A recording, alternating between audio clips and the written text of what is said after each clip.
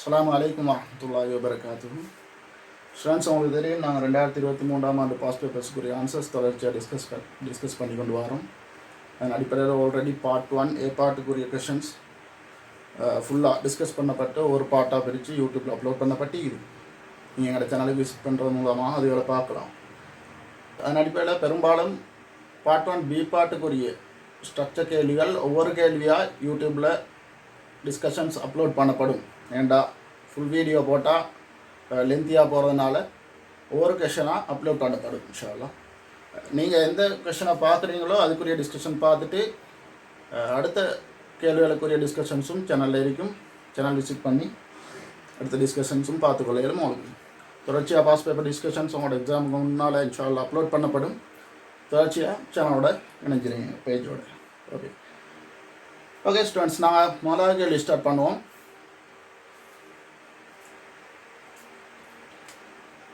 கேள்வி வாசிங்க. என்ன கேட்டு பின்னம் கேள்வியோடு தான் வந்து இது முதலாவது கேள்வி. என்ன பின்னத்தை பற்றின ஒரு ஷார்ட் இன்ட்ரடக்ஷன் ஒன்று நான் அவங்களுக்கு நார்மலாக தந்துட்டு போகிறேன். அப்போ பின்னங்களை பற்றின தெளிவில்லாத ஸ்டூடெண்ட்ஸுக்கு இந்த விஷயத்தை மட்டும் விளங்கெடுத்தாலும் போதும் அவங்களுக்கு இந்த கேள்வியை ஈஸியாக செய்யக்கூடியதாக இருக்கும். பின்னத்தில் மெயினாக நாங்கள் 3 விஷயம் இருக்குது கொண்டு. என்ன பின்னங்கள் கண்டெடுத்தா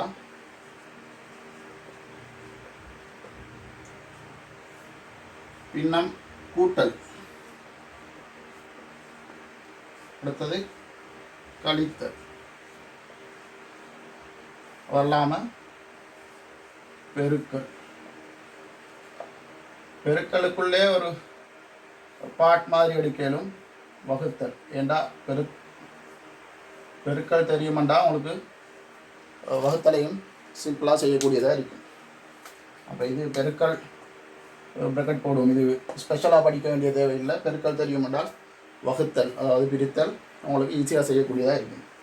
இதுவும் அது அப்படி தான். கூட்டல் கழித்தல்ன்றது ரெண்டும் ஒன்று தான். கூட்டல் தெரியுமாட்டா கழித்தல் அவங்களுக்கு செய்யக்கூடியதாக இருக்கும். உதாரணத்துக்கு பார்ப்போம். நாங்கள் ஒரு பின்னம் உண்டு 7 2 ப்ளஸ் 7 3 உங்களுக்கு ஈஸியாக கூட்டலும்.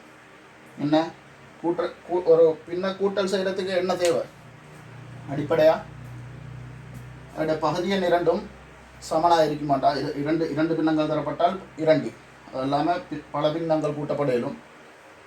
எல்லா பின்னங்கள்லையும் பகுதி எண் சமனாக இருக்குமா இருந்தால் உங்களுக்கு டிரெக்டாக செய்ய வேண்டிய விஷயம் பகுதி எண் அப்படியே வரும்.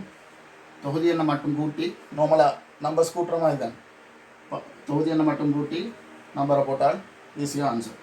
அதே நேரம் கவனிங்க, அதே மாதிரி எடுப்போம். இங்கே 2 பகுதி எண் வருது. என்ன 5 மேல் 1 ப்ளஸ் 7 மேல் 2. அப்போ இங்கே என்ன 7 மேல் 2 ப்ளஸ் 5 மேல் 1. இதை கூட்டக்கூடிய நேரத்தில் என்ன செய்யணும்? நாங்கள் இந்த 7க்கும் 5க்கும் பகுதி எண்களுக்கு போமாசி காணணும். போமாசி காண்றது பொதுவாக படிச்சிருப்பீங்க. 7ஐயும் 5ஐயும் போட்டு என்ன முதன்மை எண்களால் பிரிச்சுட்டு வரோம். இப்போ இங்கே 2 முதன்மையன் ஆர்டர் என்ன 2 3 5 7 அப்படி போகும். அப்போ எனக்கு இதை போட்டு பிரித்து எழுதிட்டு தேவையில்லை. எனக்கு தெரியும் 2 3 5 7 இந்த 5 மேலும் இருக்குது. இப்போ அதுவும் முதன்மையன் தான். அவரும் யாராலையும் பிரிக்கப்பட போகிறது இல்லை. இப்போ போட்டு பிரிக்கிறதுல அர்த்தம் இல்லை. நேரடியாக அவங்களோட பெருக்கம் தான் இங்கே போமாசியாக வரப்போகுது. சரி, ஓகே. இந்த பின்னத்தை நாங்கள் எடுத்தோம்னா இங்கே போமாசி என்ன 2 பேருக்கும் 7 5 35 தான் போமாசியாக வரப்போகுது. அப்போ இந்த 7 நாங்கள் 35 மாற்றுறதுக்கு எதால் பிரிக்கணும்? 5ஆல் பிரிக்கணும். இப்போ அதே 5ஆல் இந்த 2 பெருக்கப்படுவார். 5 தர 2 ப்ளஸ் அதே நேரம் இந்த 5 35 மாற்றுறதுக்கு நாங்கள் 7ஆல் பிரிக்கணும். அந்த 7 இங்கேயும் பெருக்கப்படுவார். அதாவது பகுதி எண்ணுக்கு நாங்கள் என்ன வேலை செஞ்சோமோ அதே விஷயத்தை தொகுதி எண்ணுக்கும் செய்யும். ஏண்டா 5ல் 1 இருக்கிறவரை 7ல் 2 இருக்கிறவரால் நாங்கள் எப்படி 35 மேல் 10 எழுதலாம். 5 தர 2 எழுதலாம். நாங்கள் நினச்ச மாதிரி நம்பர்ஸை பெருக்கலாது. ஏதாவது ஒரு சேஞ்சை நாங்கள் இங்கே செய்யுமா இருந்தால் அது மேலையும் கீழையும் ஈக்குவலாக செய்ய வேண்டும். அதன் அடிப்படையில் தான் அப்போ 5க்கு போமாசி 35 அது 7ஆல் பெருக்கப்படுறதால அப்போ அந்த 7 1 இங்கே வரும். ஓகே, அப்போ இவருக்கு ஆன்சர் என்ன வரும்? 35 மேல் 2 10 ப்ளஸ் 7 7 10 மேலும் 17 கீழ் 35 இந்த ஆன்சர் வரும். இது சிம்பிளாக கூட்டல். அதே மாதிரி கழித்தல் ஒன்று செய்ய பார்ப்போமா இருந்தால் குயிக்காக பார்ப்போம். நாங்கள் 5 2 மைனஸ் 5 1 சொல்லணும். அப்போ பகுதியன் ஈக்குவலாக இருக்கிறதால டிரெக்டாக பகுதியன் அப்படியே வருவார், தொகுதியன் மட்டும் கழிப்படுவார். நார்மல் நம்பர்ஸ் கழிக்கிற மாதிரி தான். 2லேருந்து 1 போனால் 5 வரும். அதே நேரம் பகுதியன் வித்தியாசப்படுது. 5 மேல் 3 மைனஸ் 7 மேல் 7 வேறொரு நம்பர் எடுப்போம். 2 மேல் 1 எடுக்குமே. 2 மேல் 1 மைனஸ் ஈக்குவல் 2 மேல் 3 மைனஸ் 2 மேல் 1. இங்கே கழிக்கிற நேரத்தில் இதே மாதிரி தான் கூட்டல் எப்படி செஞ்சதோ அதே போல் தான் 2 பேருக்கும் போமாசி. அப்போ 5க்கும் 10க்கும் போமாசி என்ன? 2 பேரும் முதன்மை என்னென்ன, யாரும் பிரிவிட போகிறது இல்லை முதன்மை என்பது. அப்போ டிரெக்டாக 2 பேருடையும் பெருக்கல் தான் இங்கே பகுதி என்ன வரப்போகிறது. அது 2 10 10 மேலே இவர் 5 10 2 2 பெருக்கிறோம். அப்போ மேலேயும் 2 பெருக்கணும். 3 6 டிரெக்டாக எழுதுறேன். இங்கே 2 10 5 பெருக்கிறோம். அப்போ மேலேயும் 5 பெருக்கப்படும். 1 5. இப்போ ஆன்சர் 6 - 5 1 கீழ் 10 ஆன்சராக வரும். ஓகே, இதுதான் சிம்பிளாக இது. ஆனால் இப்படி டிரெக்டாக இது நம்பர்ஸை போட்டு இப்படி கூட்டுங்க கழித்தல்னு சொல்ல மாட்டாங்க. பார்ட் 1 அல்லது ஸ்ட்ரக்சர் பார்ட் 2 அல்லது ஸ்ட்ரக்சர்ஸ் பார்ட் 1 ஸ்ட்ரக்சர் பார்ட்டில் வசனங்களோட சேர்த்த மாதிரி தருவோம். அது விஷயத்தை விளங்கி கொள்வது தான் அதுனா உள்ள விஷயம். ஓகே, அப்போ இவ்வளோ தான் கூட்டலும் கழித்தலும். என்ன பகுதியன் சமனாக இருந்தால் டிரெக்டாக கூட்டி போடலாம், கழித்து போடலும். சமன் இல்லாட்டில் போமாசி கண்டு பகுதியனை சமப்படுத்தி நான் இங்கே ஒட்டவா செய்கிற விஷயம் பகுதியனை சமப்படுத்துறது தான். சமப்படுத்தி இதே மாதிரி கூட்டி போட்டுரும். சரி, அதே மாதிரி பெருக்களுக்கு என்ன செய்யும்? இவங்க கழித்தலும் கூட்டலும். பெருக்கல் என்ன செய்யணும்? உதாரணத்துக்கு 5 மேல் 2 தர 4 மேல் 3 ஆன்சர் என்ன?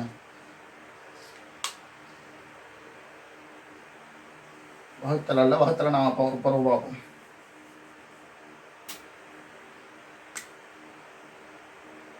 வகுத்தலை இதோட இங்கே எழுதிப்போம். வகுத்தல். ஓகே, அவரங்கால கட்டும் வருமா? அவரை செப்பரேட்டாக பார்ப்போம். நாங்கள் இப்போ பெருக்களை பார்க்குறோம். இது என்ன செய்யுது?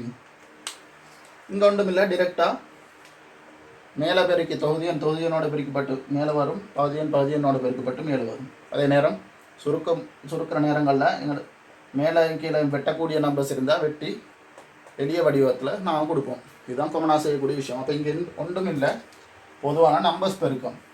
2 3 பேருக்கு எல்லாருக்கும் தெரியும், 5 4 பேருக்கு எல்லாருக்கும் தெரியும். இப்போ என்ன 14 20 மேலே 3 6. அதே நேரம் இன்னொரு பின்னம் பார்ப்போம். 7 மேல் 1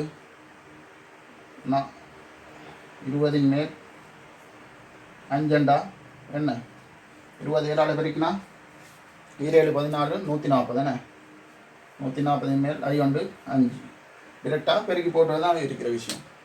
அப்போ அவ்வளோதான். அப்போ இதே விஷயம் வகுத்தலில் வந்தால் என்ன செய்யும்? வகுத்தலுக்குரிய விஷயத்தை நான் மேலே எழுதுறேன். மேலே வளர்ந்தது அனுப்பலாம். ஓகே, வகுத்தலை கவனி. இதே பின்ன திருப்போமே நாங்கள் என்ன சேஞ்சுன்றது உங்களுக்கு அப்போ ஐடென்டிஃபை பண்ணக்கூடியதாக இருக்கும் ஈஸியாக. 5 மேல் 2 வகுத்தல் 4 மேல் 3. இப்படி வரக்கூடிய நேரத்தில் நாங்கள் என்ன செய்கிறோம்? இந்த வகுத்தல் அடையாளத்தை பெருக்கலாக மாற்றுறது. அப்படி மாற்றுறதுக்கு சும்மா தரப்பட்டவரால் மாற்றி விடையலாது.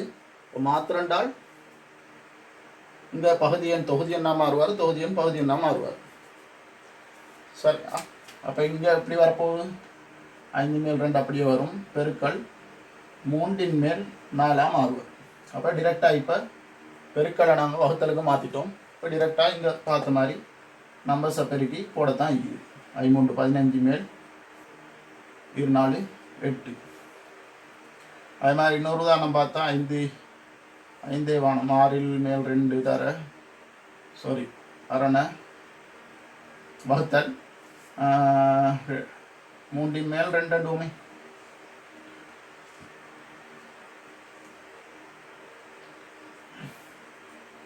இப்போ இங்கே என்ன செய்யும்? வேறு சமன் 6 மேல் 2 தர 3 மேல் 2 வருவார். இப்போ இந்த இடத்துல எங்களுக்கு என்ன செய்யணும்? டிரெக்டாக பெருக்கி போட்டுட்டு கடைசியில் சுருக்கி ஒரு ஆன்சர் கொடுக்கவும் மேலும். அப்படி இல்லாட்டி இங்கே கேன்சல் அவுட் ஆகிறவங்கள சுருக்கி விடையிடும். 2க்கு 2 போய் வர. அப்போ 1 உண்டு, இங்கே 3ம் 6ம் சுருக்கினா 2. அப்போ நேரடியாக பெருக்கி போட்டால் கீழே 2 2 மேலே 1 1 இருப்பார். ஹாஃப் தான் ஆன்சராக வரும். இப்போ இவ்வளவு தான் பின்னத்தில் உள்ள விஷயம். இதை வச்சு தான் உங்களுக்கு எல்லா பாஸ் பேப்பர் 10 மார்க்ஸ் கூடிய கேள்விகள் தாருது. அப்போ அதில் கொஞ்சம் தமிழ் இருக்கும். அதை தரக்கூடிய சென்டென்ஸை ஒழுங்காக வாசித்து விளங்குறது மூலமாக உங்களுக்கு கேள்வி செய்யக்கூடியதாக இருக்குது. ஓகே, நாங்கள் கேள்விக்கு மூவ் ஆகும். இப்போ கேள்வியில் என்ன சொல்லிக்கிறாங்க? இங்கே மனித நாளும் இதோட ஜாயின் ஆகுது. ஏன்னா மனித நாளையும் பற்றின ஒரு ப்ரீஃப் இன்ட்ரடக்ஷன் உண்டு. கேள்வி செய்ய கூட பார்ப்போம். Okay, washing. மனிதர்களின் குழு ஒன்றின் பங்கு பற்றுகையுடன் ஒரு மதிலை 3 கட்டங்களுக்கு கட்டுவதற்கு திட்டமிடப்பட்டுள்ளது. முதலாம் கட்டத்தில் அவர்களின் 10 மனிதர்கள் சேர்ந்து 40 நாட்களுக்கு வேலை செய்து மதிலின் முழு நீளத்தில் 7 நாளை கட்டி முடித்தனர். அப்போ மனிதர்கள் எத்தனையாம்? கொஷன் நம்பர் 1 என்ன? மனிதர்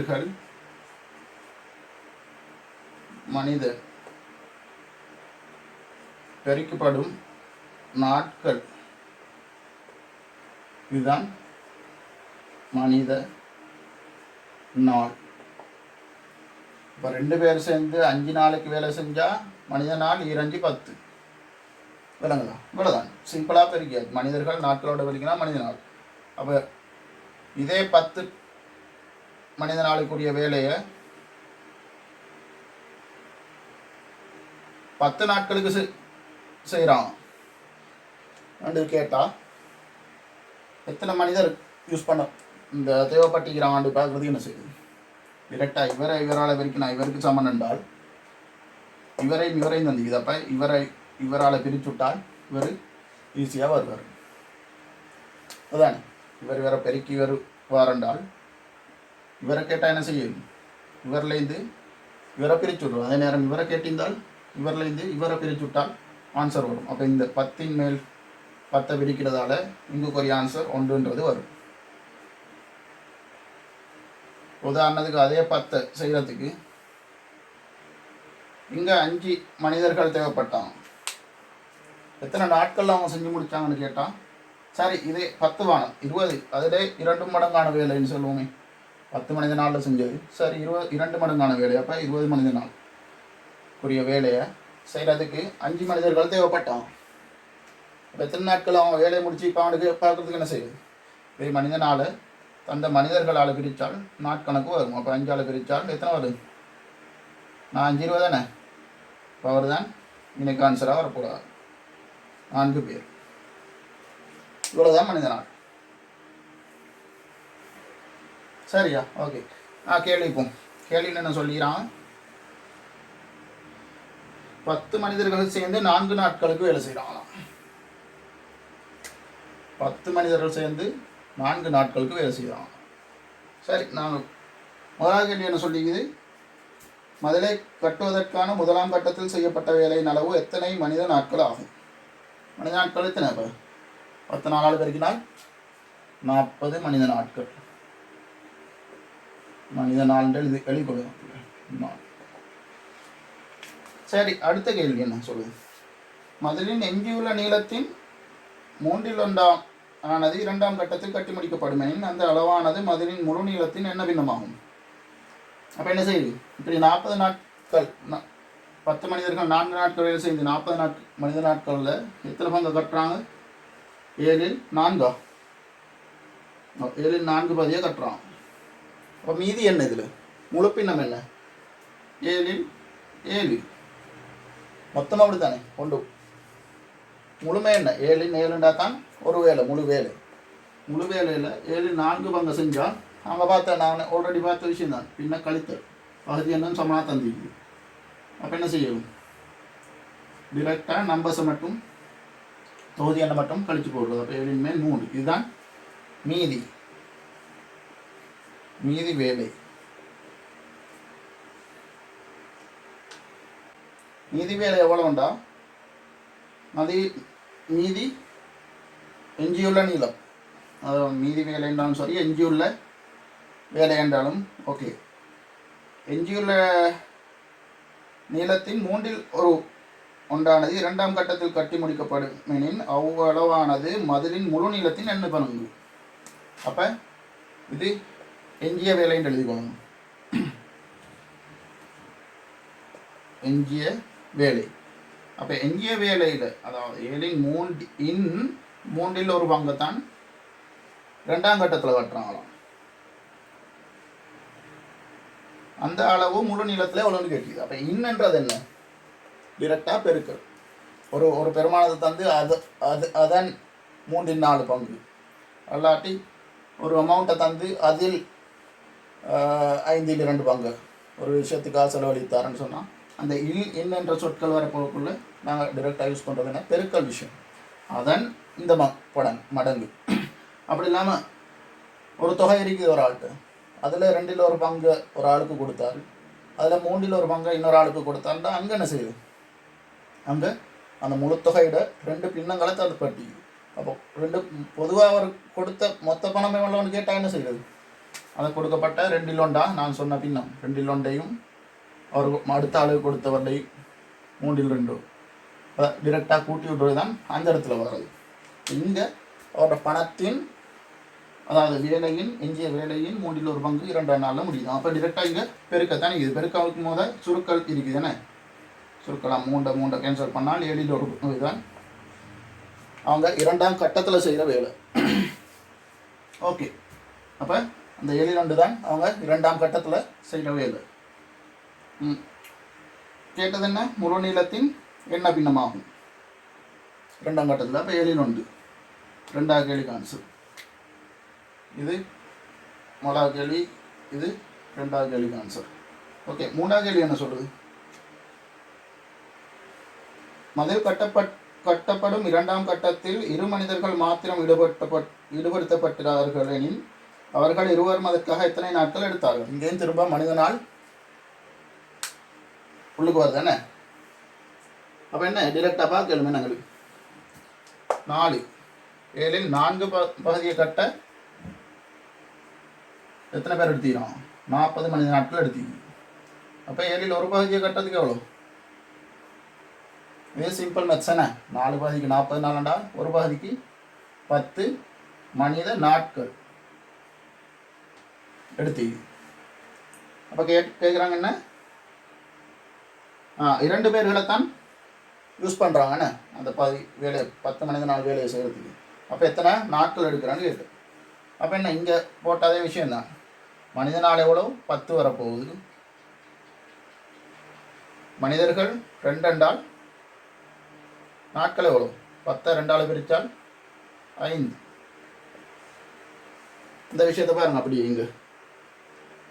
இப்போ எப்படி வரப்போகுது, 5 நாட்கள் தேவைப்படுது. 5 நாட்கள் ஆன்சர் கொடுத்தா ஓகே. ஓகே, 4வது கேள்வி என்னன்னு சொன்னால், மதில் கட்டப்படும் 3ஆம் கட்டத்தில் கட்டி முடிப்பதற்கு 200 மீட்டர் நீளம் எஞ்சியிருப்பின் மதிலின் முழு நீளத்தையும் காண்பு. அப்போ என்ன, மொத்த நீளத்தை நாங்கள் 7 எடுத்தால் அதில் முதலாம் கட்டம் எவ்வளோ கட்டுறாங்க, 7/4 கட்டுறாங்க. ரெண்டாம் கட்டம் எவ்வளோ கட்டுறாங்க, 7/1 கட்டுறாங்க. அப்போ மொத்தமாக முதல் 2 கட்டங்களையுமே எவ்வளோ கட்டி முடிச்சுட்டாங்க, இவங்க 2 பேரையும் ப்ளஸ் பண்ணினால் வார ஆன்சர் தான். அப்போ 7/5 வேலை ஆல்ரெடி ஃபினிஷ். அப்போ தேர்ட் ஸ்டெப்பில் என்ன செய்யுது, இதில் மீதி தான் கட்டுது. அப்போ 7/5 7/7 7/5 போனால் எவ்வளோ மிச்சம், 7/2 தான் 3ஆம் கட்டம் கட்டுறோம். 7/2 பகுதி. இதுதான் சிம்பிள். இப்படி விஷயத்தை பிரேக் பண்ணி விளங்கி கொண்டீங்கண்டா ஒவ்வொரு விஷயத்தையும் என்னென்று அந்தந்த பாயிண்ட்ஸ் ஃபார்மில் விளங்கி கொண்டீங்கண்டா உங்கள் பின்ன கேள்வி செய்கிறது பிள்ளைகள் ஈஸி. ஒவ்வொரு இயர்லையும் பாஸ் பேப்பர்ஸ் எடுத்து பாருங்கள், எல்லா இயர்ஸுக்கும் இதை பேஸ் பண்ணி தான் வருது. பின்னத்தில் இதை விட கேட்குறதுக்கு பெருசாக ஒன்றும் இல்லை, மனித நாளையும் அதோட சேர்த்த மாதிரி கேட்பாங்க. சரி, ஓகே. 3ஆம் கட்டத்தில் 7/2 கட்டுறாங்க. அந்த நீளம் எவ்வளோன்னு சொல்லிக்குது? 7/2 தான் 200 மீட்டர் என்றால் 2 பகுதி தான் 200 மீட்டர் என்றால் மொத்த நீளம் 7 பகுதி எவ்வளோ?